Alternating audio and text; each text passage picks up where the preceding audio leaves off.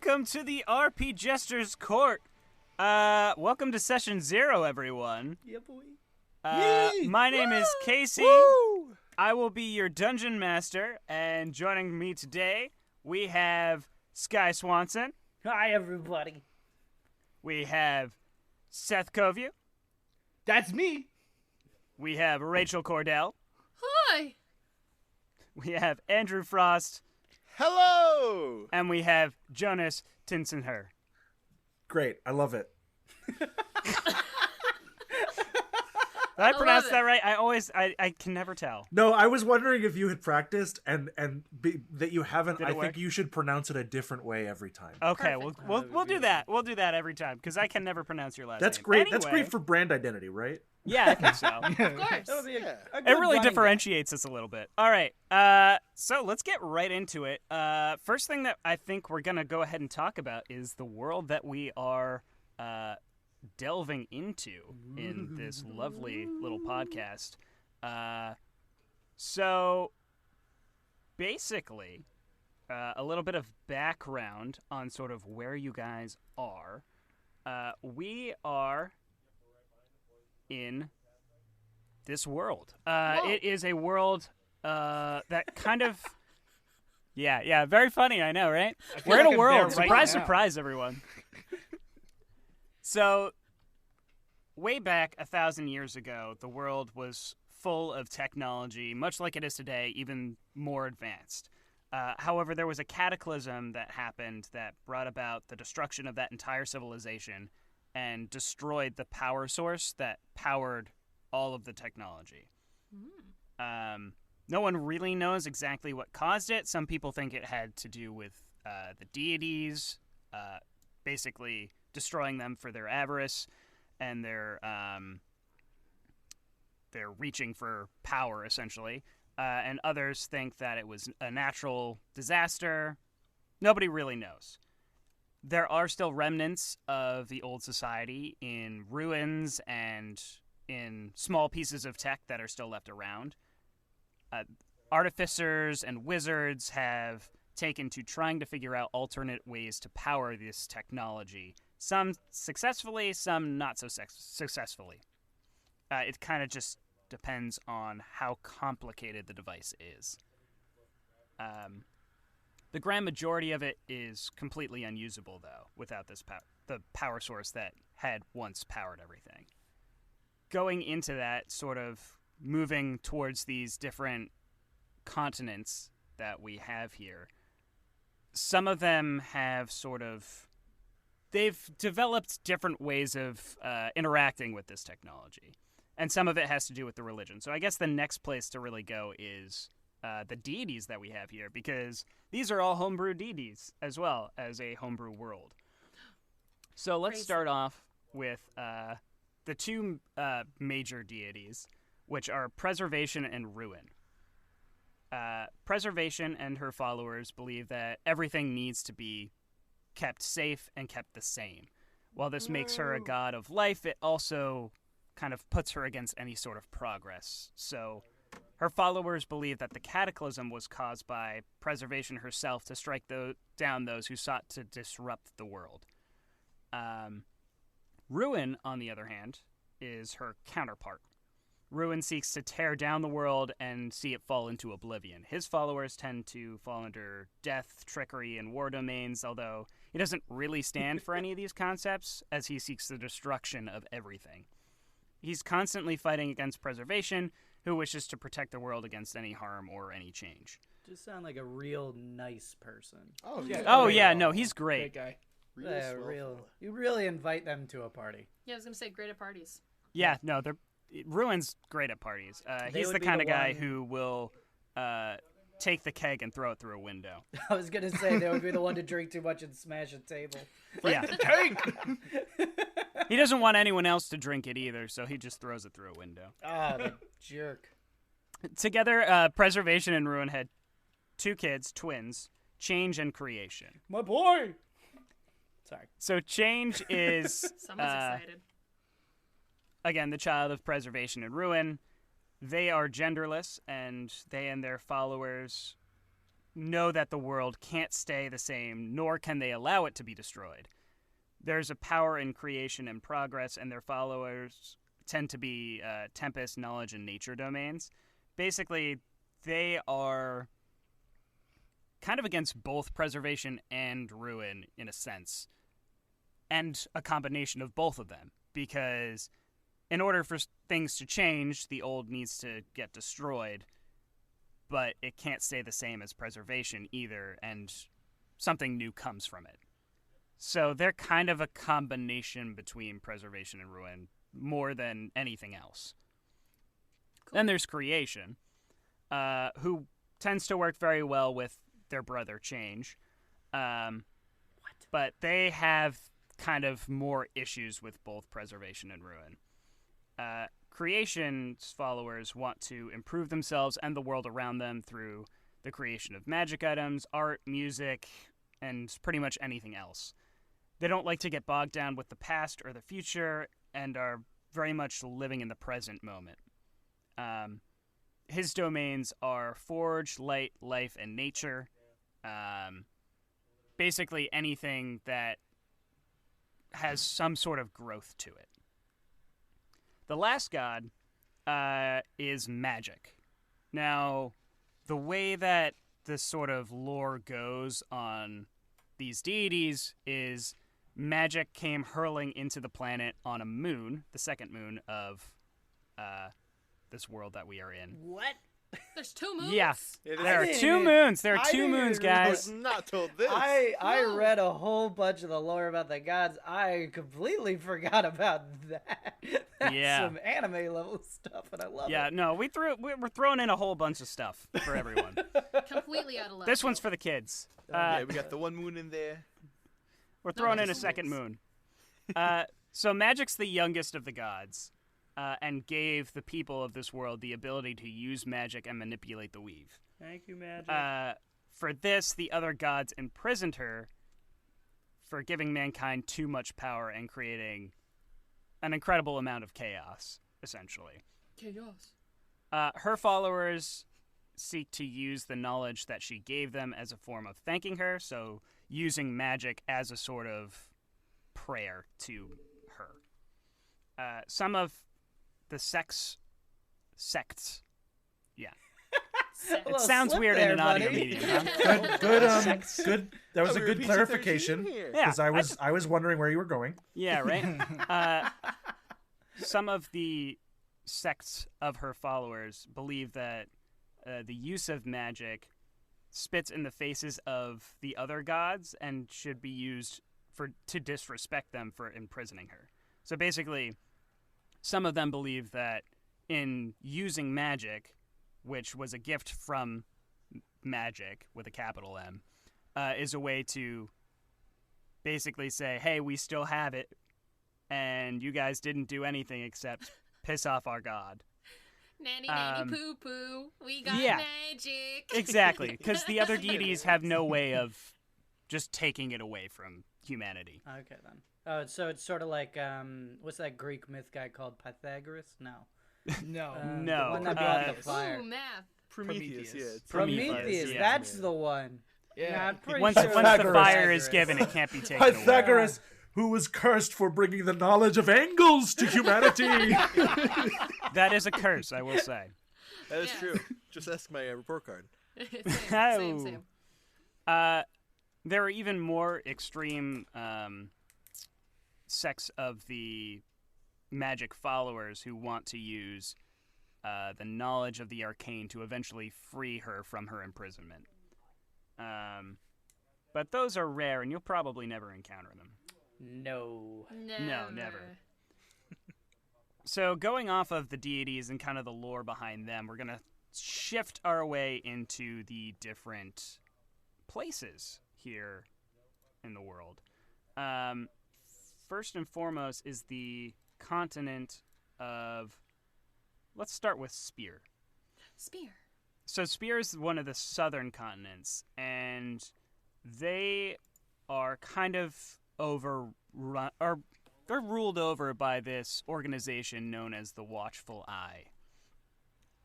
They are followers of Ruin, in that they are trying to prevent Ruin from causing another cataclysm. They believe that Ruin brought down everything here in the world through the cataclysm, and they're trying to keep an eye out for anything that would cause him to do it again. They believe that technology was the reason for this to happen. So they're looking at basically stopping anyone from using technology.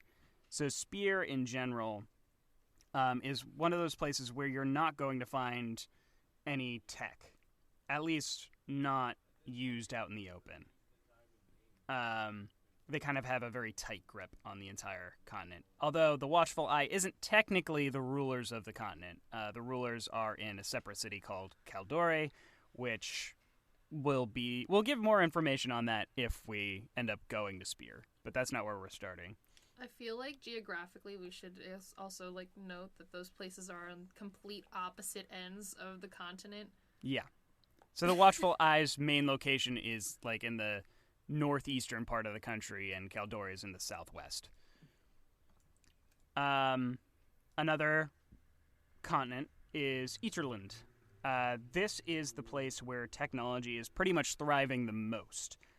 This is where most of the artificers go to study technology, where they kind of get most of the breakthroughs from it. And on this continent is a place known as the Fetid Wastes, where people believe that the waste or byproduct of whatever the power source was to this old society was kind of put. So it's not habitable at all, but that's why they've been able to make so much more of a breakthrough in finding alternate power sources, is because they have the byproduct of it, essentially. Oh, very cool. So they have most of the technology, at least in terms of functioning technology. The last continent is Varlumis, and that's where we're going to start our adventure, is on Varlumis. And over the past couple of centuries, it's been a very militaristic country, and they certainly haven't been shy about it. Over the years, they've been on the cutting edge of weapons tech, and repurposing old tech for military use. The Crown has been stockpiling these weapons of war for a war that has yet to actually happen. Well, but and the people of... What's up? We're going to make it happen, though. You could. That is possibly an option of what could occur. The people of Varlumis are actually anxious for it to arrive as well. Perfect. They learn to be disciplined and obedient, or they are basically kicked to the side like a pile of dirty laundry. Kind of very Spartan-esque in that regard. Do you kick aside a lot of piles of laundry? Well, I do. Sky, I lived with you in college. You definitely kicked aside a lot of piles of laundry. I don't know what you're talking about there. I typically take one pile of laundry from my bed to the laundry chair every time I want to sleep. And then when I want to sit in that chair, I put it back on the bed. Yeah, exactly. That's how. So you're a bit more kind than the people of Varlumis are. Yes, sometimes it's in the middle of the floor, and you got to get it out of the way. You got to kick it. I don't put it on the floor. I'm not an animal. Excuse me. You don't put your dirty... I don't put my clean laundry on the floor, but the dirty laundry, maybe. How do clothes get on the floor? A bathroom floor, yes. The dirty laundry goes in the drawers. The clean stuff stays on the floor for easier access. I mean, that's fair. No, that's right. Okay, that's smart. Good point. You don't get the smell. I live my life like a Roomba, and I just kind of scuttle on the ground. I scuttle on the ground, and eventually clothes just find their way onto me. Seth, I just gotta say, and this part isn't going to make sense until later when we introduce our characters, but some of us are part animal, and I don't appreciate you disparaging us. Ooh, got you there. Let me tell you something, my non-binary brother. Sibling. What's the Hulk? What would Hogan say? I like the just sibling. My sibling. We are all animals. Wow, my waves are off. It's so fucking... Oh no. If the last couple of years are anything to go by, we don't want to know what Hulk Hogan's gonna say. You know, no, that is true. Before we started recording, we did say we wanted to get a couple sound bites that would be great for like an alarm or a text tone, and I think Seth just gave us one. Yeah. My sibling, rise! Non-binary brother. Anywho, So we're playing Dungeons and Dragons. So that was Going a back- tangent. yeah, that was quite a tangent. Going back to Varlumis, Right. in recent years, a new queen has now decided that the time for de-escalation has come for Varlumis. The constant practices of war and rigidity has only brought petty squabbles within the queendom amongst the nobility, causing pointless death. So she's trying to basically get rid of hundreds and hundreds of years of tradition, which may or may not work out. We shall see. The party will be starting in a port town, or port city rather, called Windsail. Although it's much smaller than the capital of Varlumis, which is called Sezonis, they get pretty much all of the business for the continent. Wait, isn't the capital of Varlumis, Teluria? Yeah, Sezonis is Eaterland. Ooh, we know the DM's world better than the how DM do does. Shit, we knew it so well he froze on the Zoom call. He's been shamed out of the. Actually, Casey just left the call. All right. I guess I'm the DM. I'm back. Hello. Oh, he's back. There we go. Fine. My internet connection is unstable, apparently. Oh no. Ooh. This'll be fine. Spicy. Yeah, it'll be fine. It'll be fine. Where did I lose you? We'll fix it in post. You lost. Well, I mean, you lost us when you couldn't even get your own capital cities right. I mean, Oh! I'm just saying. You said your mother can't read. created said- a You said positive work Sezonis environment. is. You said Windsail is smaller than Sezonis, the capital of Varlumis. Oh my god, You that were right. hurts. Teluria is the capital of Varlumis. Oh, Good catch, Scott. Sezonis is the capital of Eaterland. I got that like sounded weird. my picture's right next to Casey's picture, so I got splash burned. Oh, can someone have a cream? Here, I'll let you borrow some of mine. You An didn't ointment, notice please. There was splash damage on that spell. Push up my glasses. So basically, Windsail, being a port city, gets a bunch of odd people in and out. So that is where the party is going to be starting. Speaking of the no party, connection between those two statements. what? There's a lot of odd people in and out. Party's going to be starting there. Those things aren't related. I was gonna say No, that's no, exactly they're why not I'm related. there. No, you guys are the most normal group of people the continent has ever seen. And I aim to prove it. Exactly. So the next thing that I kind of want to talk about is all of our homebrew rules, because being a campaign that is adding tech, we are playing 5th edition Dungeons & Dragons. Tech is not a thing. They have some stats for, like, guns and such, but not really anything else. So we've added quite a bit. The first thing that I think we should probably talk about is the tech in general. So one of the things that I have added to that probably has the biggest impact is tech as a skill. So it is going to basically help the party or whoever has proficiencies in that skill identify different pieces of tech and what they might be used for and how to operate them. It will also kind of affect the history skill as well. You can use the history skill to try and figure out the purpose of a specific piece of tech, almost like a anthropologist. Thanks in advance, Jonas. Yeah, so tech is only a class skill for artificers, wizards, and rogues, I think. And were the oddly enough, three that I gave it to. paladins. No, it's not oddly enough, tech is not a paladin skill. What? the big religious point. What about druids? I'm sure they'd love it. Yeah, druids love tech. Actually, they're big fans. It's weird. Religious. Some of people, them they actually are. So They don't know how to operate an iPod. But they're big proponents of green energy. yeah, there you go. I wish. This is a fantasy world after all. Cut his mic. Cut his mic. Cut his mic. Exactly. Also, like a lot of the monsters that you guys are probably going to be facing are going to be homebrewed as well. Some of them might be implemented with tech. Some of them might just be reskinned monsters from the monster manual. But I think in general, with the way that this world is sort of laid out with tech and everything, reskinning stuff is kind of going to be very common in this.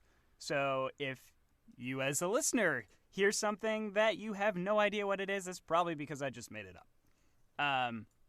And I think at some point maybe I'll like post the stats to these things as they come up if people are interested in, putting something, making another campaign in this world. The map is already out on our Facebook, Instagram, and all that. So if you want to, if you're interested, possibly that stuff will get posted. The next thing that in our homebrew is kind of more along the lines of optional rules in 5th edition. I'll go over them kind of briefly. We're going to be doing milestone leveling rather than XP leveling, just so the party stays all the same level, and it just makes more sense. In terms of flanking, I think we are going to use flanking rules. However, we are not going to just, in 5th edition, you usually get advantage, which is rolling 2d20s for your to hit and taking the higher. Instead of doing that, it's just going to be a flat +2, like it was back in 3.5 edition. Cool. This way, advantage isn't nearly as common, and it kind of makes the rogues have to think a little bit more on their feet in terms of how to get it.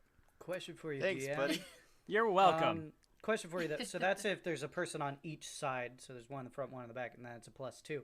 What if somebody is like totally surrounded? Like we have a person on every cardinal direction. Is it still just the +2, or is there like a +5? I think it'll vary based off of like fight to fight. It depends on what you're fighting, because some things might have, 18 arms and be able to easily fend off every direction. Something might have 18 sides. Who knows? It might be Birthgalax, the unsideable.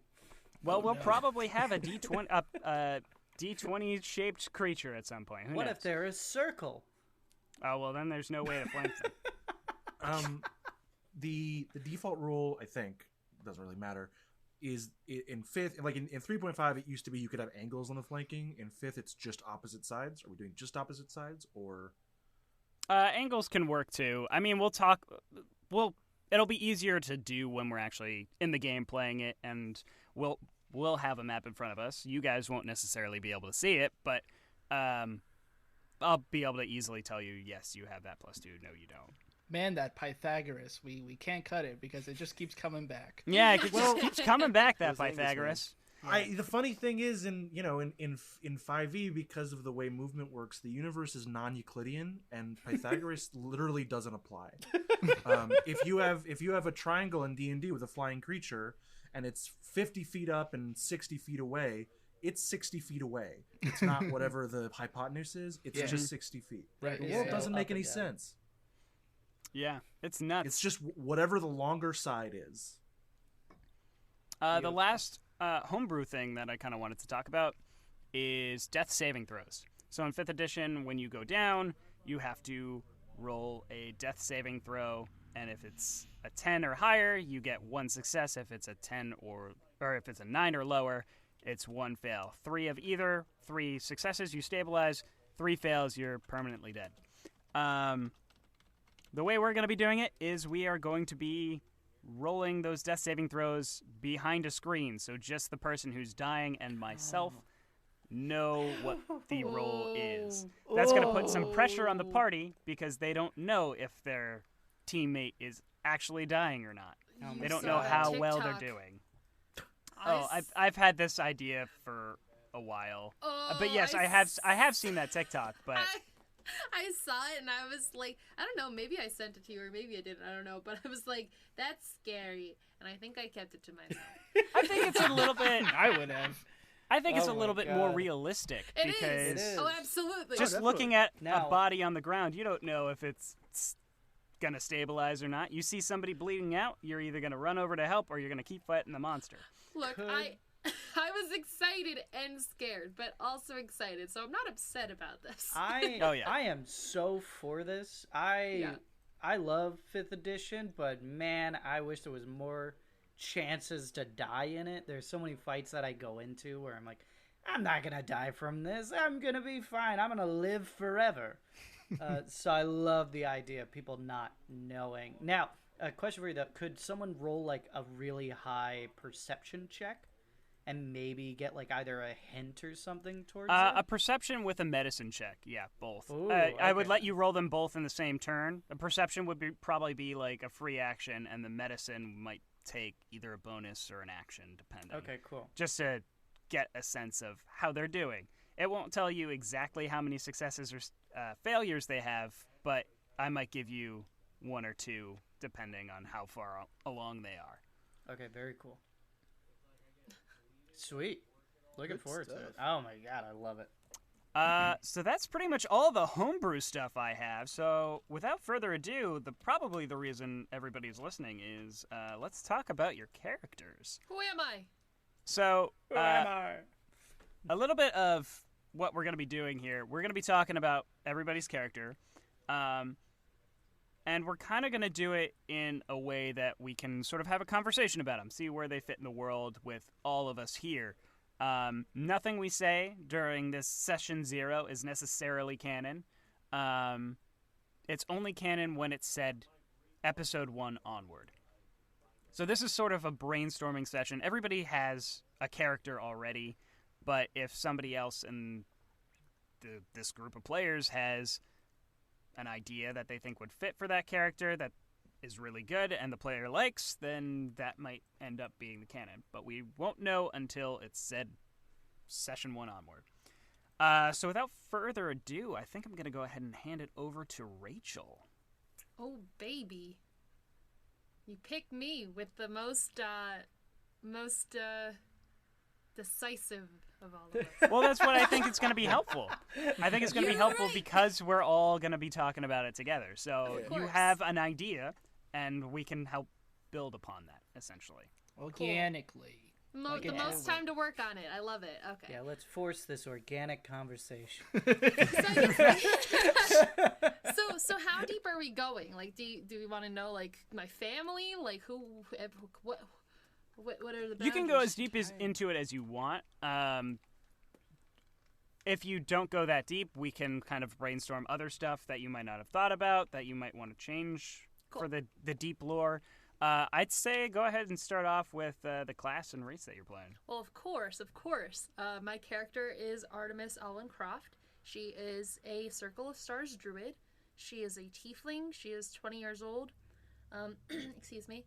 And, yeah, so she lives out in Eterland in Moonsand. And she's grown up there. I actually had it so, her parents are descendants of people who left Reardon after some event. I mean, how much world lore are we? Yeah, getting so I'll into? give a little bit of world lore on sort of what happened there. So, as I said before, Eterland is kind of the center of technology in this world. And one of the cities in Eterland is Reardon. And there was an event there, probably a little over 100 years ago, known as the Glitch, where a bunch of their tech just turned on them. It started attacking people and basically destroyed the city. Nobody really knows why that happened. There are several people who got out unscathed. Not because they were aware of anything that was going on necessarily, but it seemed like the tech was interested in destroying buildings and stuff, and killing people too. And then it just stopped. Yeah, so 2 of the people that escaped were actually 4, I guess. The parents of my parents escaped from Reardon and made it out to Moonsand, which is this lovely little oasis of sorts, which has these miraculous views and incredible nighttime appearance. It's almost as if the stars are brighter and the sand just reflects them nicely. It's gorgeous. It's almost hypnotizing to its residents. So they spend a lot of time outside at night. Specifically, the Circle of Stars druids like to party at night. You know, get it out there. Desert rave. Desert rave. Plains Exactly. rave. Yeah, exactly. Like, who needs glow sticks when you have like freaking stars, right? Like, Yeah. It's Burning Man 24/7. exactly. But yeah, no. So she grew up there. Her father was a blacksmith. Her mother was a painter, who naturally was a landscape artist. And she grew up. She became inspired by her future mentor, Isla, who is a silver dragonborn, and became a Circle of Stars druid and had been around the continent kind of like traveling. And because of the traveling thing, so she kind of became inspired to travel as a druid. Because druids, I guess in this world, Casey, are like guides to the people who are going and scavenging in the different areas across the land. Like a Sherpa.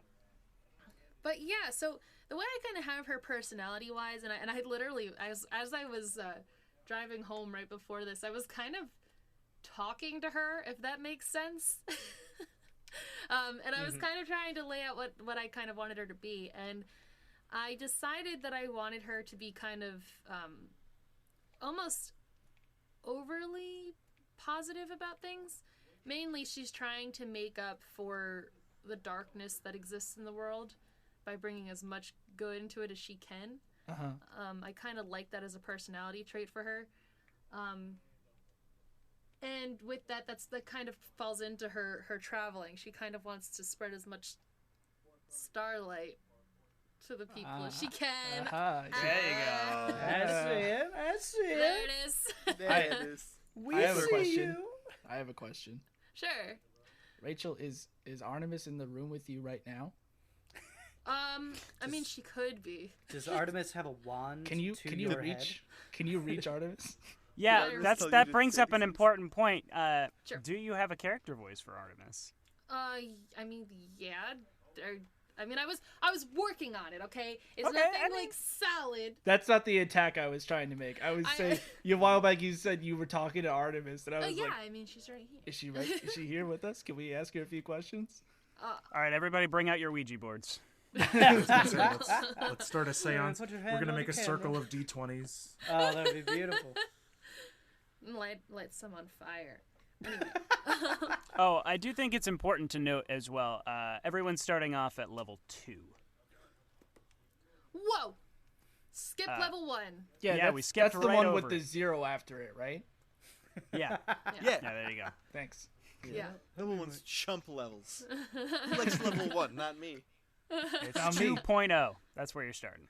There you go. Gotcha. Good save. One, I guess one of her. Well, I'll explain this only because it's not a complete thing. She has kind of I don't know. What are you going for? What What are you trying to going get to? for? What are you trying to get? Spill your secrets. I'm trying to figure out what exactly. I was gonna say. So she has a kind of like secret. She uncovered something in her past. That was kind of I was talking with Casey about this, and all the details aren't necessarily worked out. We don't have to get into that on episode 0. I like a little no, teaser of the secret, but definitely don't I tell mean, us that that's the juicy thing. No, secret. I don't know, but it's kind of. I wanted to explain that she has a secret, just to kind of like explain her. Kind of like her motives. I mean, because if you guys know that, you can kind of bounce things off of that. I'm trying to kind of give you things. So if you have questions or like if you have ideas, then you kind of know a little bit. I'm not explaining anything else necessarily, but she has something that she's kind of so she was like digging in the desert, and then oh man, look at this.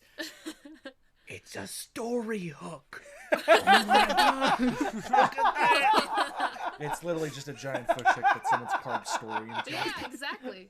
You guys got it, like right on the nose. Is Artemis a hermit? Is that your discovery? What? No. For your background. I didn't follow that either. I was really confused. I got it. Yeah. The background of hermit. There I is was a really feature. into this visual of digging in the sand and finding a rock, and I was like, it said hermit on it? What were you going for? I can't wait for that like cliffhanger. It's gonna be like episode 34, and Artemis is gonna turn to the camera and be like, "I'm a hermit," and it's gonna go to black, and then it's just gonna come up, and one of us is just gonna be like, "So you're homeless?" Do you need help? We're all gonna take turns digging in the desert. My rock is just gonna say "built different." Built Ford tough. Built Ford tough. My level 2 wizard is built Ford tough. Any Built D&D Ford tough. aficionado knows that's dead on. Oh my God. Yeah, so that's pretty much what I have. I don't know. She's got her mom, her dad, and her brother. They're all tieflings. They're all just a bunch of tiefling people. Nice. Very nice. Yeah. Yeah, and I you know, a very rainbow character. I know, very exciting. you made your way to Windsail on your way back to Ederland. Yes. Sure, I'll explain that. So basically where I plan on meeting Artemis in this story is that she was hired as a druid to bring these adventurers around. They're kind of poop heads, for lack of swearing it. We're keeping a G here, guys. Yeah, keep it as close as possible. Y7. But anyway, so they're not the greatest of people, just based on their personalities alone, and they got her to, or they asked her to take her. I'm sorry. They asked her to take them out to what's the name of it again? Sorry, Like Old Yeller, Ashen they took Wastes. you around back and. No, they asked. That's her why to we take need the them out- Ouija board. Artemis Where am I starts going? the adventure dead. She took them out to the Ashland Waste, which is like not a place where you want to go. What? It's scary. Yeah, so it's- I'll go into a little bit of the Ashen Wastes too. Wait, So the Ashen Wastes are on Varlumis. They are in the south part of Varlumis. And it's basically all just scorched earth. Takes up maybe about like a sixth of the continent. And there are scrappers and people who are delving into like old ruins from the old world that will go there to try and find stuff, but most people don't come back. The crown of Varlumis as well has been known to send the worst of the worst there. There's basically a massive gorge between the Ashen Waste and the rest of the continent that has only one like bridge that spans the gap essentially, and it's under a decent guard. The guard never really stops anyone from going into the Ashen Wastes, but they're there to prevent people from coming out essentially. Yeah, so basically, I mean, these people, which I forgot I named their group. I named them the Venture Vultures. Oh, that's so great. I loved that name. That is pretty good. Yeah, right? For these, like, just rowdy scrapper group, and they're going around, and they're like, yeah, take us to this place. I heard it's cool. So she doesn't really know much about it, so she takes them, like, as far as she'll go, and then she's like, nah, like, stars are saying, back the fuck up. Oops, I did it. Oh, there it is. Oh, Cut it out. There it is. That was our one. Non-sexual. Wait, Uh, Cut it I out. guess we're Oh, 13 beans. now. Wait. And they said, back up. I'm not cutting any of that. That's not getting cut right now. I'm not cutting any of that. MPA allows one. We're good. Well, either way, the Star told her to go back, and so she takes her gold and is heading back to Eaterland with, just kind of goal of going home, but not necessarily wanting to. She likes adventure and she likes traveling.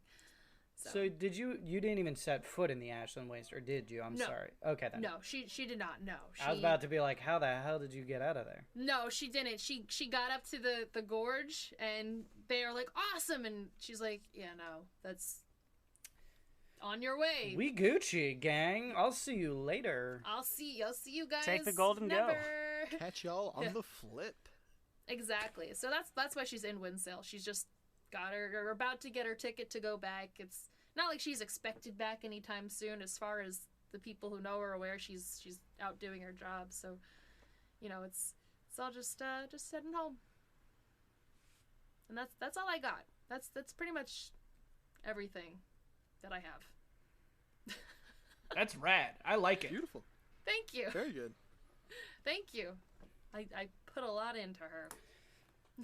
Oh, interesting choice of phrasing, but yeah, I like it. Good stuff. Thank you. She takes up our F-bomb and has that sorry, phrasing. I swear like a sailor. I'm trying so hard. It's okay. I usually do too. Oh, I think we all do. I've never cussed in my life. All right. Let's go ahead and hand it over to Sky. Hi, I'm Sky. In case all of you didn't know.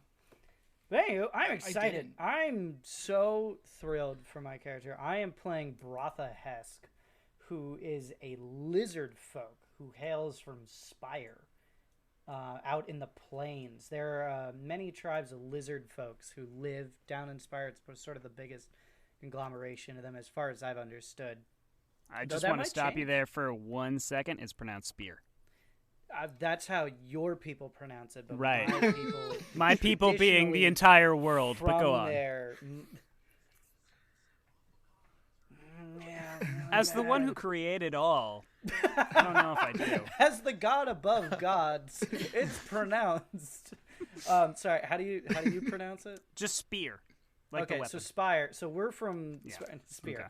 Okay. We're from Spear. So yeah, I come from a tribe of lizard folks down there. Primary one that praises change, though not to the extent that Bratha does. He is a fanatic of change, and he will see it happen whether it is good or bad. So he is dead neutral. A little bit more chaotic, a little bit because of just the nature of change and stuff like that.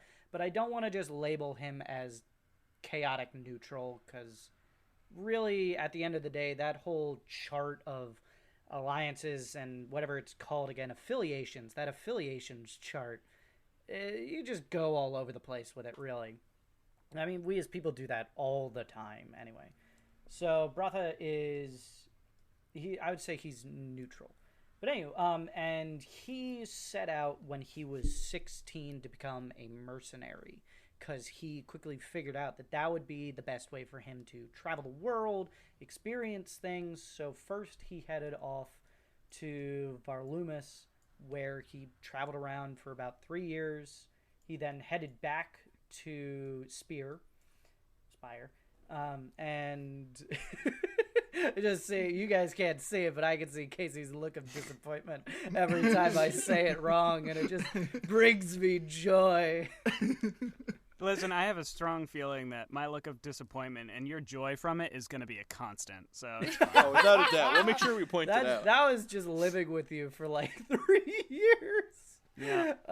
So anyway, he during that time though, like he was a mercenary for a long time, so he got well above level 2, canonically probably level 5, but some reports say up to level 8, 12, maybe even 20. Who knows? Because that's how people report things. That's how people report things. Oh, like, his power level. Let's put him on a scale of 1 to 20. Makes sense I'm gonna say he's at least a 12. Yeah, he's at least a 12. But anyway, so he was like a level 5, level 8 sort of adventurer.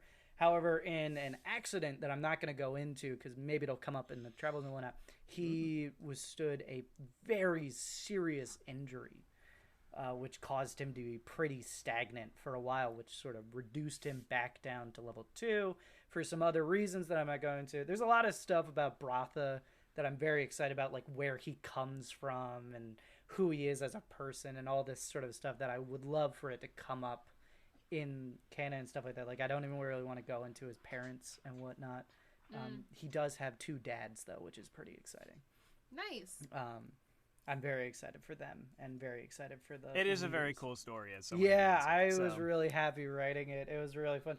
My grammar could definitely use some work, but I'm going to blame that on dyslexia. Hey. There you go. So anyway, that's Bratha. I'm excited. Any questions? Why is he back in Varlumis? Yeah. So after getting injured in Spear, he realized that he needed to recover, and he recovered for a while in Spear. But as soon as he could sort of start moving, he like the long journey back to Varlumis would be a good time and a good excuse to continue to rest and recover. And he got back to Varlumis. He's been there for a little bit, picking up smaller jobs, things that he can do. He hates that he is weaker than he once was. And now he's in Windsail looking for work and is camping on the edge of town. Is Bratha more of a s'mores or sausages kind of guy? He's more of a sausages kind of guy. That's Yeah. I don't That know what sounds that's right. alluding to, but... You said he was camping. Oh, he's camping. Yeah. Okay, I thought that was like, so what kind of person does Bratha prefer? Is he single? Would you like a little marshmallow? Ah, You yes. answered it either way. The 2 genders, s'mores and sausages. Of course. You can probably find something. You can find something, anything. Anyway, so he is on the edge of town. He is, I don't think I actually mentioned, he's a paladin, which explains Yeah, his that would- devotion to change. Good, Um, yeah. And and he goes by Hesk, not by Bratha. Bratha's like the clan name, the tribe name. Oh, it's backwards. Oh, so it's like a did it bionicle. reverse. Yes, someone finally gets it. I There we also the lore Bionicle, surprisingly deep. Just have to say it every time. It's like pathological at this point. The other thing about him, oh my god, I just like totally lost it. Oh, for anybody out there who's a StarCraft fan, I realized after making this character, and I don't know if anybody here is actually good at this, I basically just made Dahaka, and somebody out there is going to find that hilarious.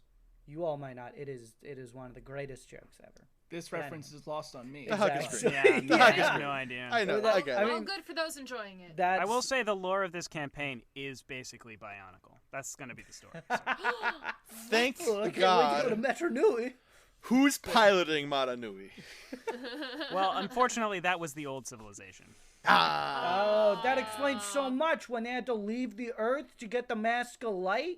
Yeah, but And that's they what went this off campaign on is the going to big- be. We're going to get the Mask of Light. I We're understand return. all It- of this. it We did makes watch The Mask of sense. Light. I do remember watching that at one point with you, Sky. No, but no, no. I don't we- remember any of it. Okay, we did watch Mask of Light, but I'm talking about the 3rd or 4th Bionicle movie. Okay, Where you've they, gotten where farther the, than no that. idea what you're where talking the, about now. the continent turns into a spaceship and they leave. Yep. All this happened. I nod my head. Yes, correct. It did. Look, it's gonna So be I our guess what first we're saying Patreon is watch exclusive. the Bionicle movie? Yeah. No. We're Yeah, gonna go, watch that I and then don't start know. watching our Pause podcast. the recording, And go do then it. start watching our No. The final background. That might put you off of information. our podcast if we're Thanks. recommending these things or so watch it. that I don't is- care.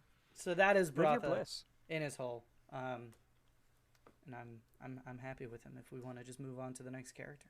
I was gonna say I know we were talking before about our characters potentially knowing each other based on just like Geographical. location. Yeah. Yeah, you said that. I just wanted to recall where you said that we would have both been together. What is it, Sozanis? Is that what Um, you said, or where would you have been traveling? So around? he's never actually been to Eaterland.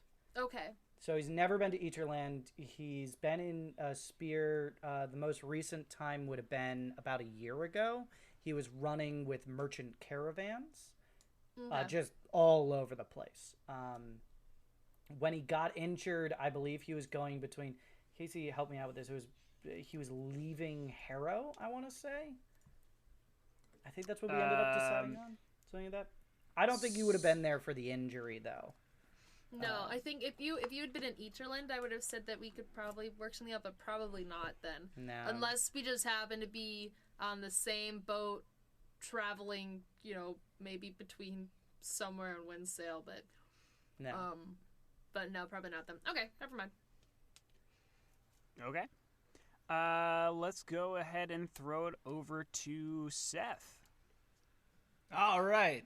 I didn't just get extremely nervous. I know, it's terrifying. You're getting in character. Barnabas. There's so much pressure. It's like, I don't understand. It's no pressure. None of this is canon. Wait, this is Seth? I thought, I was with Andrew. I thought this was just you in character as introducing yourself. Oh, God, I'm so nervous. There's so much pressure. What's this? Oh, my God, an arm is coming out of my stomach. I am just Andrew's puppet. Oh, no.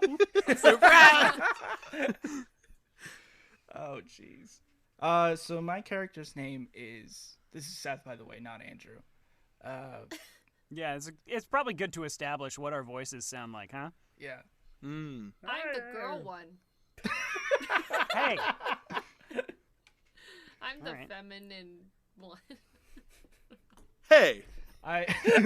Yeah. Hey! I'll have you You're know. Rachel. It's like an old 80s cartoon where it's like, I'm the tough one, I'm the sweet one, I'm the girl. Oh, yeah. It's like, that's not a Sorry. That's not what personality. this is. I'm sorry, you go, Seth. I'm Dude Bro voice number 3. Sup, Wait, there's three of brah? us. How's I'm it probably going? one of them. Whoa, Yeah, bruh. you are. Sorry. Yeah, it's okay. Okay. Who's the third? Andrew. Okay, then. I'll take it. Okay, so Barnabas Fletch. I'm playing Barnabas Fletch. He is a level 2 wizard, but a level 20 cutie. Oh, without a I doubt. love it. He's just a precious boy. How old is this precious boy? He's 16, so pause off, everybody. Oh boy.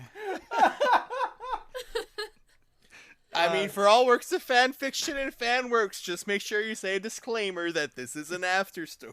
Yeah, Disclaimer. This is 2 years later. This I'm is not your- involved. Don't do that to my poor boy. They're kind of an anxious little guy. Kind of. Very. They're around 5'7", and the world is quite scary to them. Even more scary is the fact that they have magical talent, and magic without control is a very dangerous thing. Just like any power without any form of control. Ooh, deep. It just got deep. Oh my God. Getting deep here. You might say, with great power comes... Shut up! Copyright infringement. Copyright. There it is. There it is. Rest in power, Stanley. So, basically, Barnabas comes from this small town a few miles outside of this big capital Varlumis city, which name is escaping me. The capital of Varlumis? Yeah, Teloria. Telori. That's right. No, it's Cezonis. We established this. You're hurting me. Anyway, so the village is named Belred. They grew up to Birinus and Thea Fletch. Very, very, common people. Their powers began to manifest when they were 6 years old. No, at 10 years old. That's very important. It's not, but when they were. It's like the wizarding world of Harry I Potter. was gonna say that's when Yeah. you get your Hogwarts letter. Well, I think that's 11 actually, but whatever. Well, It no, is. it's 11, but But I'm This saying one it's is like different. that because It's it happens at a like certain that. age. Except that it was just, stuff was manifesting around him. Like his father's pipe smoke would turn different colors. kids would be playing with stick in a hoop, and the hoop would just keep spinning in place, and you're like, why is this happening? Why are physics not work? So luckily at that time there was a wizard, and her name was Aurelia Echor. And in this world, I've kind of taken the license to say that, wizards are usually known by the wizard and then their last name, surname. So it'd be the wizard Echor. I love if you're trying to be respectful. So luckily at that time she was around. There was a town meeting, and Barnabus was actually asked by the town to go with the wizard to train. And it was kind of out of fear, because there are stories, legends, tragedies around children who develop these powers and talents, and if they don't go unchecked, if there isn't anyone around to help them, they can end badly. And such a thing happened on the road. They came upon another town where just the night before a house had burned to the ground, and the townspeople recalled trying to pour water on these giant green flames that wreathed the house. The townspeople thought that there was a spirit that haunted the village, and that more houses were going to burn down. So they asked the wizard Echor to investigate. Using her talents, she actually deduced that a young child had thrown a tantrum. But unfortunately, that kind of emotional power manifested drastically into this fire that got out of control, and they perished along with their family. So that's like kind of with Barnabus, and that it's part of the tragedy that makes him a very cautious person. So it's not just a joke. He has experienced something like this. I should say as well, just in terms of this world and how wizards and spellcasters work, because it's a little different than normal Dungeons and Dragons lore.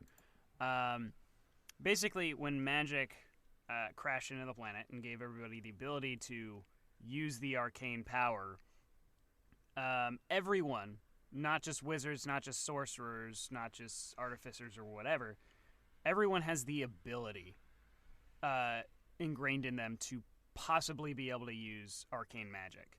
The main sort of difference between wizards and sorcerers, usually it's wizards study and sorcerers are born with it. Everyone kind of has the innate ability. With wizards, though, as opposed to sorcerers are usually more closely tied to magic and or just the weave in general. Like, their birth had something more direct than just the innate powers. With wizards, they sort of innately kind of grasp onto the weave, the threads of the universe, essentially. And that's why, as kids, when wizards start sort of developing powers, they just tug on those threads. And that's why stuff like the burning building can happen, because the kid is tugging on a thread that they don't know what it does, and they don't understand what they're doing. So most wizards find teachers, or teachers find students. So a lot of wizards will go around, wandering the different continents, picking up students, because they had kind of gone through the same thing where somebody tugged on a thread. They tugged on a thread and were saved by another wizard. So it's kind of like a tradition that's passed down from wizard to wizard, rather than having these massive arcane schools. You'll get arcane schools for artificers, you'll get them for bards, but with wizards it's usually a one-on-one relationship. Sometimes wizards will take on multiple apprentices, depending on how timing works out and whatever, but wizards need that mentorship to kind of figure out how to not pull on threads accidentally. Yeah, so that's basically what Barnabus and his teacher have been doing. They've been just going around traveling, trying to find other students. So that's why they're in Windsail.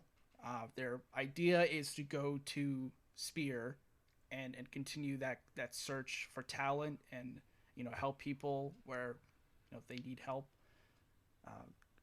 To Barnabus and the wizard Echor or Aurelia, wizarding is kind of a noble profession where you don't really seek fame or fortune. It's more of,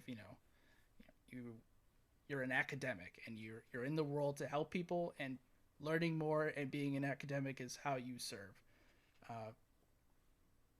So if there ever comes a time where someone is in danger or needs help in like a minor way, that's definitely we would intervene and we would help them on the road. There's other kinds of wizards out there, we in the past we've come across kind of like snake oil salesmen and more magician kind of people who it's an act, it's a performance. They may do some stuff on the side, but they're in it for monetary gain and not necessarily serving the public. But that kind of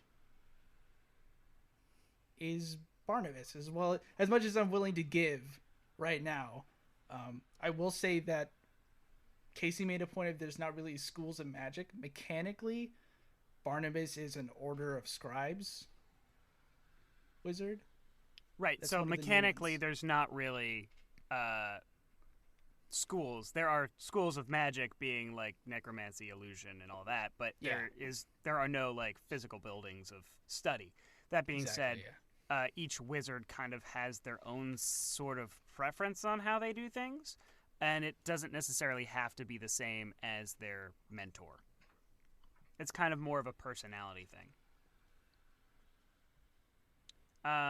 I do want to ask as well. I don't know if you said what race you're playing. I don't think I did. I am playing a human boy. A human boy. Oh, Human boy. A human boy. precious little baby boy. Okay, great. I guess we'll throw it over to the other wizard, Jonas. Hi, I'm Jonas. I am playing Snøfrid of Åsbrush. I think I'm pronouncing that right. Most people just call her Snøfrid, which is totally fine. She or they, either is fine, is a centaur with big... Take that again. She or they is a centaur with big dreams and bigger ears. She is also a term that has become a little bit of a meme in this group without even starting playing. A railway wizard. Hell yeah! Yeah. Hell Choo-choo! We gotta get you a train. Hoof whistle crew! sound effect. We'll get a train drop. A train drop. Snøfrid is a centaur, stands about 6.5 feet tall, over 1,000 pounds. Rowan coat, so kind of ruddy brownish red, dark brown skin, but she has some patches of vitiligo that kind of match the pattern on her coat. Kind of keep that aesthetic going. Big floppy horse ears on the side. Dreadlock usually pulled back in a ponytail, except for 2 little braids that hang down over her temples. Snøfrid is not sure exactly how old she is because she was adopted. She's about 17.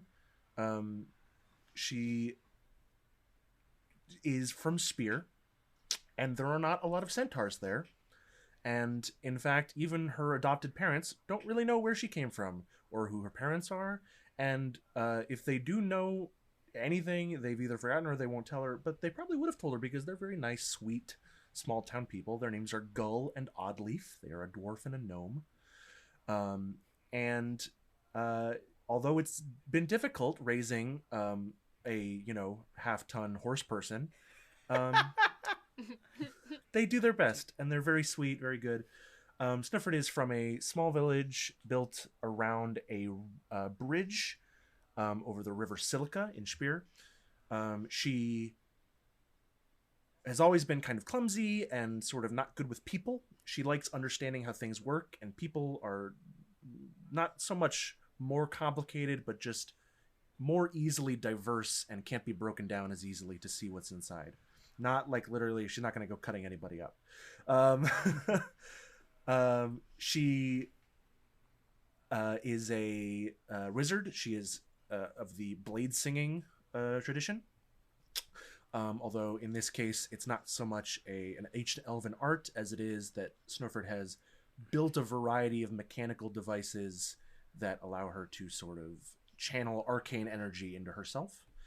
And I haven't heard a lot of we haven't shared so much about our characters yet, but in these last few moments, there have been a lot of similarities to other people in this group, because Snøfrid also has a silver dragonborn mentor, also was taken as a wizard apprentice at a young age, also has a secret that I'm not going to share, partly because I'm not 100% sure what it is, and also is a lizard.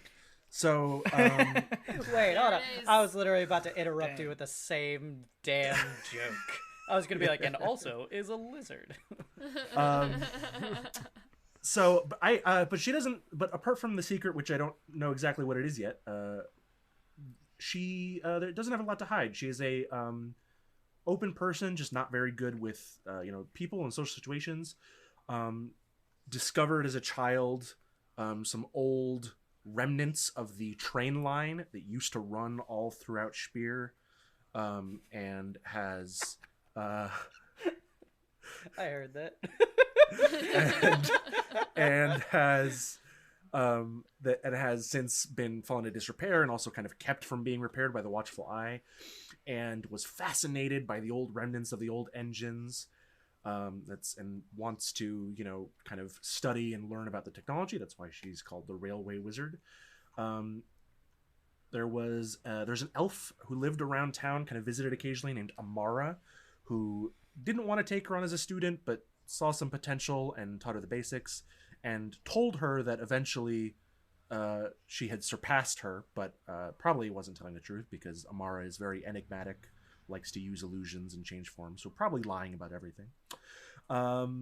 And then once her magical ability started developing, the Watchful Eye kind of half recruited, half conscripted her as an inquisitor to look for old technology and dismantle it or return it for confiscation, which she accepted because it would mean that she could look at old technology, and if some parts of it got lost or took a little longer to get back, that's not too bad. Not doing any harm.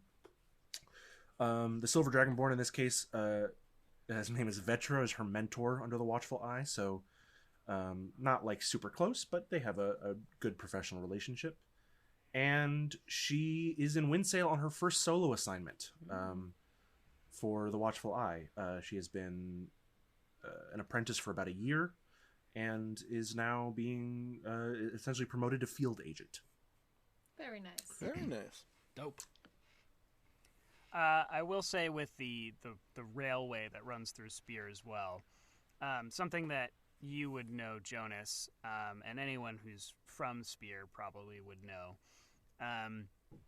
The rail, several times they have tried to get it to run again. It runs all along this long continent, and would be a great supply route, but they've never been able to get it to work. People still travel along it by horse and carriage, because no real technology is allowed anymore anyway, since the Watchful Eye sort of took over.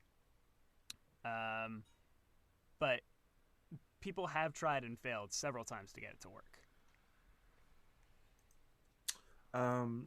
And I'll also say, just as a small detail, I don't think we've mentioned the Shining Spire yet. We have not. We've not. I can go into that before you give your thing about give us the setup. So with the Shining Spire, these three continents, Eaterland, Spear, and Varlumis, all surround this smaller island, and on that island is this massive silver tower.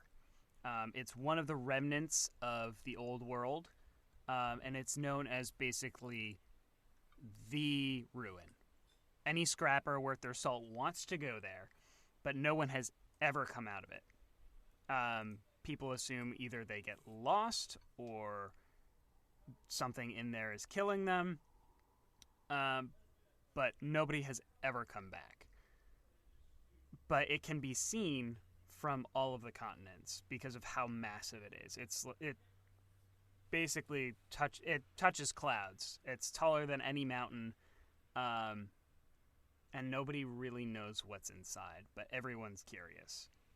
Especially the Watchful Eye wants to know what's in there and wants to destroy it, essentially. But they haven't sent people there in a long time, because every time they have, it hasn't worked out, and they're like, well, no one else is going to be using it because no one else is coming out, so we'll leave it for now until we can figure out a better method of dealing with it. That makes sense. That's prudent of them. Yeah. It's just economical. Yeah, it's actually it's just that one Wu-Tang album in there. We gotta get in there. No, the people have to know. We need to know. So Snøfrid is very trying to say less odds and ends. Snøfrid is very interested in the Shining Spire in that same way. Definitely wants to go there, and has spent many a night on the on the shore of her village, going down to the river to Lake Silica to sketch it. She likes to sketch and diagram things just as kind of an idle tick, trying to understand how things fit together, and has heard many legends about it and the rest of the history of the world, from her mentor and magic teacher Amara, who was as I said, a strange and enigmatic figure, and the secret discovery she has might relate to that. Don't know yet. Maybe we'll find out. Silica Valley. Silica Valley, yeah. Where they build the railways. Yeah. Mm-hmm. All right. Let's go ahead and throw it over to last but not least, Andrew. Tell us about Leo. Oh, jeez. So we have all these lovely stories and all these lovely characters, and then there's Leo. I'm sure he's lovely. Leo is from Ederland as well.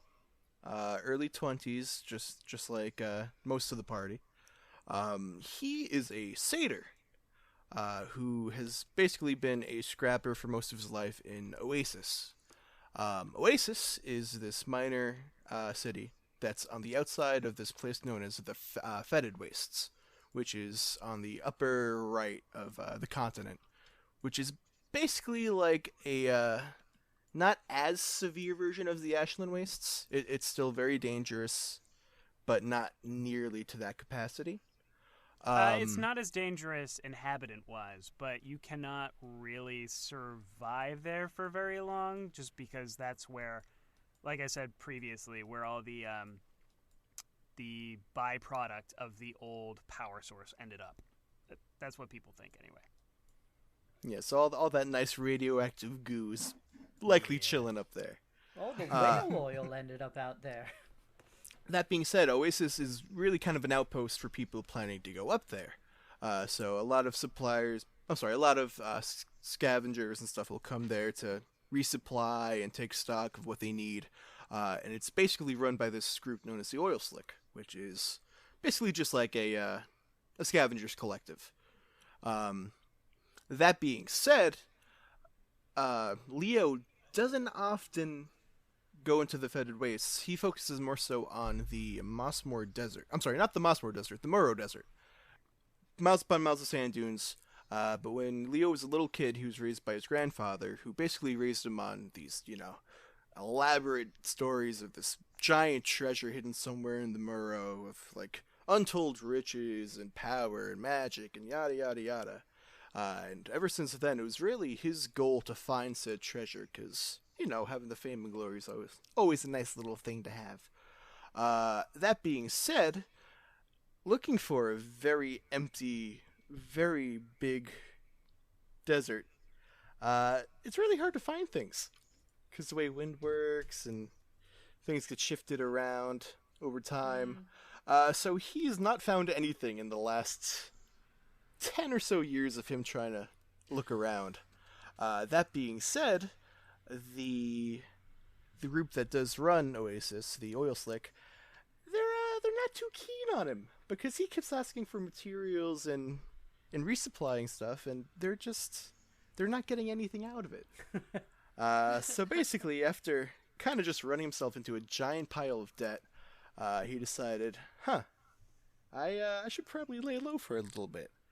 So he basically went overseas to go live with his dad in Magic's Forest in the beginning of our story. And he's been here for maybe a few weeks now.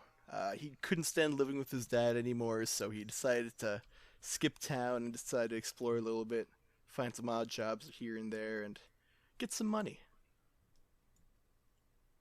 And yeah, that's about the majority of it. What a beautiful boy. He's a Very very nice. simple little boy. I'm excited for your scrapper boy here. That sounds like it's going to be loads of fun. Yeah, yeah. did you... I don't know if you said what class.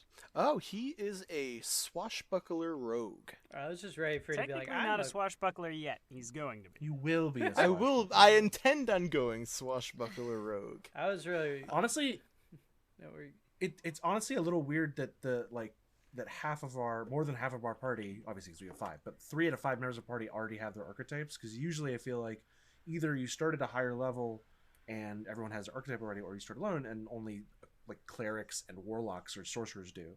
But because we're starting at level 2 and we have 2 wizards and a druid, there are 3 people who have their class archetypes and 2 people don't. It's just an unusual combination. Well, you know, some people just figure out their lives faster than other people. Yeah, But it's not true. It's not a race, you know. You just kind of have to feel these things out and find Yeah. yourself in your own time. We all I mean, if we- I love the energy that Barnabus has figured out his life faster than everyone else and is not happy about it. That's true. Yeah, that's exactly Barnabas what it has is. realized his truth way early on. Realized his truth too early. Oh no! Yeah. I realized I'm going to be in constant danger the rest of my life. Oh no! It was actually a spell that went wrong early on, and Barnabas has actually lived 600 years, but it was only in a moment. So it's just this 616-year-old man in a 16-year-old body. No, that's not. It's longer than you I don't think. want to do that. Trope bothers me, as I know it bothers you. It bothers Sky. the hell out of me. All right. So those are the characters that we're going to be seeing in this lovely little podcast of ours. Woo. Does anybody have anything they want to say? Yeah, I Anything kind they of wanna want add? like workshopping character voices, because I want to give people, you know, the ability to distinguish myself from my character.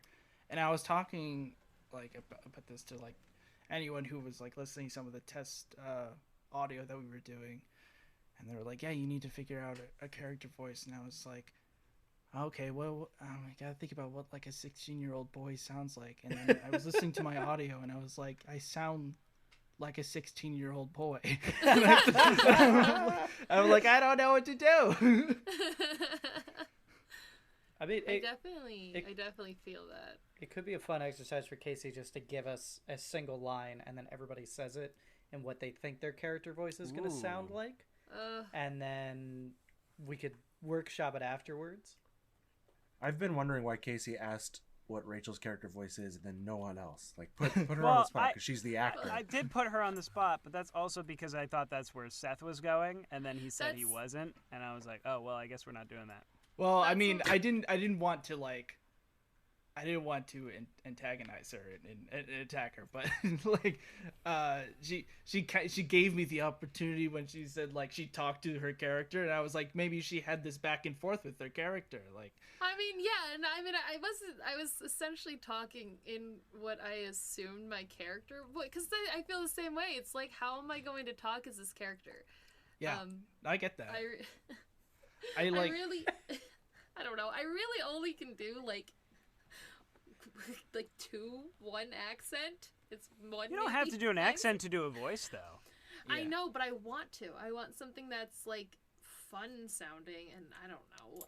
saying I'm the going to do American an accent, and it's isn't going to be very fun? bad. So don't worry. I mean, about it. I think I'm going to do an accent. Well, I think we think should. it's- Yeah, we should probably just apologize right now. Because Oh, yeah. we're gonna all try accents, and they're all gonna be bad. Hesk doesn't on have an someone's accent. scale, it's gonna be bad.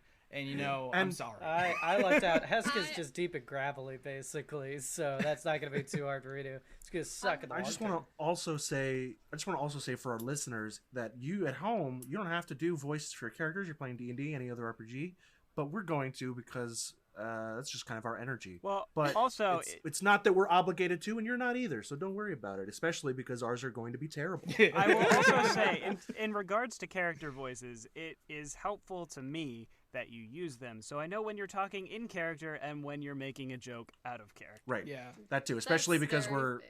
audio medium. Yeah, we're just a bunch of disembodied voices. Yeah. Exactly. Yeah, You kind of it explain. helps immerse the listener, and that's what we're looking for. Yeah. I just, while everyone was apologizing, I just wanted to apologize to Casey that it's probably going to be the one accent I know how to do. Oh, okay. So the one I've heard multiple times already. Yes! Great. Maybe. I It's don't know. fine. You can use whatever voice I you like want, it. It's fun as to long as talk it like as long as it's different from like your regular voice. I think it'll I work. mean, it's not going to sound whatever. like this now. Yeah. Okay. All right. The phrase everybody's gonna get one shot. This isn't gonna be your voice necessarily, but you get one shot. All right. Your phrase is, and then I said, "That's not a Danish. That's my wife." You All right. jerk. Okay. I don't know why I expected it to be something about the setting God. or the campaign or. No. All right. We'll start with Sky. Give us some Bratha Hex. Okay, Hesk. Brother Hex is a 6-foot, enormous lizard folk with like an 18 already in strength. So he's like on the other side of the table, and she's like, "And I said that's not a Danish. That's my wife." No. All right. Instead, you get one shot. He said one shot. One shot. You get one shot. That was your shot. You can change it later, but that was your You shot. took it. All right. Oh no. Andrew, hit me up. Ray Romano lizard. See, if it's only one shot, I kind of want to do a joke one then. Leave the people in suspense a little. Don't do it. I've already regretted my choice. But hey, I said to the guy, "Hey, that ain't a Danish. That's my wife." Hey, yo. That's really good. All right. That's the Scrapper correct Leo. I mean, voice that for that one's line. great. God. I It's love it's the that. right voice for the line, not necessarily the character. I think it's good. I think it's perfect. That's what he was doing in our test. Yeah, I was If gonna I say, said that's the- yeah, if I said Scrapper, Alright. that's what I heard. You Yeah, know? that's what the people of Oasis all sound like. Don't Everybody put forget that about on it. me. What are you gonna do? I found a story hook in the Hey, yo, desert. big What do you guy. want from me? Come on. Casey, you already live in Astoria. It's just Astoria is Oasis in your campaign. That's Or, not what sorry, people in Oasis. Astoria sound like. They're Greek. That is true. I mean, so is Leo. There you go, I guess. All right. Jonas. What's the line again? And so I said, "That's not a Danish. That's my wife." Oh, that was your one chance, Casey. Is that the voice? That's the voice for all the characters? Yep. All of them. And so I said, "That's not a Danish. That's my wife." Nice. Yeah, Yeah, no, it's I mean, we really- can't It's laugh solid. at it because it's just good. It's No, just it's good. good. It's just good. It's just, It's trying to be some kind of Nordic. I don't know. No, you got it's it, gonna yeah. slip I in. got it. It's gonna slip into Irish. It's gonna slip into Russian. I apologize. It's all around the It same sounds place, right? very like modern day Icelandic. yeah, it's a, Well, that's Yeah. probably because I looked up Icelandic accent and it There- was a that video is from exactly 2016. why I- That'll Okay, do it. That'll okay, that definitely is do it. exactly right. Jonas watches a lot of Bjork interviews. Just been watching a lot of Hilda recently. That too. Yeah. Yeah. Well, they all have English accents though. Yeah. Rachel. Yeah, I'm also, I don't know, my weird accent, it's like Irish or Scottish or maybe Cockney, Just who knows? do Please It falls don't in- go to Britain and equate those things. They will hit I you. know, I'm just saying. They I'm won't just like you very saying much. That's how I talk, and then all of a sudden it's Irish. I always sucked at Irish, so I don't know how or where it. Okay. God, okay. Ooh, God. So my, I was practicing putting it up, making it a higher sounding voice. What's the line? So then I said, "That's not a Danish. That's my wife." And then I said, "That's not a Danish. That's my wife." All right, there you go. That's it. I like that. That was nice. That was nice, subtle. Make fun of Good. Thank you. All right. Spear has a Seth, lot the of moment, accents. Okay, Just all all over. right. the moment I we've all been think- I waiting mean- for. I know, like, maybe other people don't think this, but I think I really do have the hardest job here. Because I gotta be a distinguish. 16-year-old boy. I am a 16-year-old boy, but I have to be a more animated 16-year-old boy. I don't know what you're It talking can about. be an inflection too. It's not just like where your pitch is or what the accent you're putting on it is. It can be like just a feeling that you have throughout it, you know? Yeah. Heart of hearts. In my heart of hearts. Okay. All right, let me try and get. Let me see Get if in the Barnabus character. is- let Maybe me see throw if something Barnabus at the is wall. here. Yeah. All right. So then I said, "That's not a Danish, that's my wife." Wait, I don't have a wife. Wow, this is crazy. Oh my god, I love it. Beautiful. All All That right. was good. Those Seth, may or best may child. not. Those may or may not be the voices that we use, but you'll have to tune in. We need Seth to introduce his other voice. His Oh other yeah, character. for your The book. voice. Yeah, that's Your right. book's the As book. Barnabas is mechanically Order of Scribes, he has a talking book. So I mean, if like he'd be like, Atrix, I actually have a question. "Hey, what's up, Barnabas? What's going on?" "Oh, I can tell by your face. You got wet socks." "Turn to page 27, boy. I'll get you straightened out." Oh, thanks, Atrix. Thank you. Oh, that is beautiful. You just gave me the beautiful idea for Leo to become best friends with your book and not Barnabas. It's the only book Leo will ever read. Probably. It's because it's All an right. audiobook. It is an audiobook. All right. So those may or may not be the voices of our characters throughout this campaign, Power in the Dark. You'll have to tune in next week to find out. Thank y'all for listening. Anybody want to plug anything? A plug? Yeah, you got anything you want to plug? Yeah. Come follow me on Twitch, Majora's Rose. Wah, wah, wah. Nice.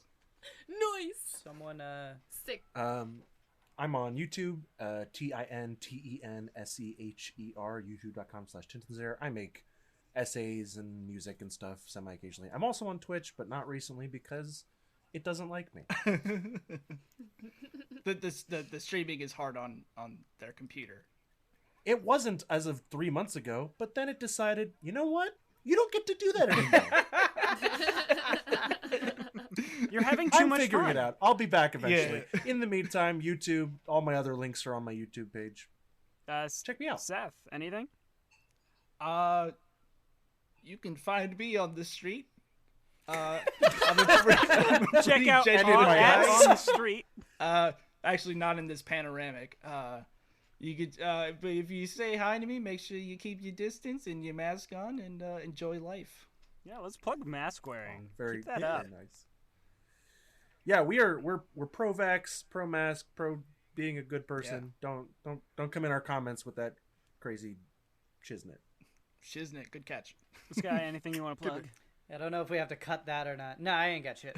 I don't got anything going on.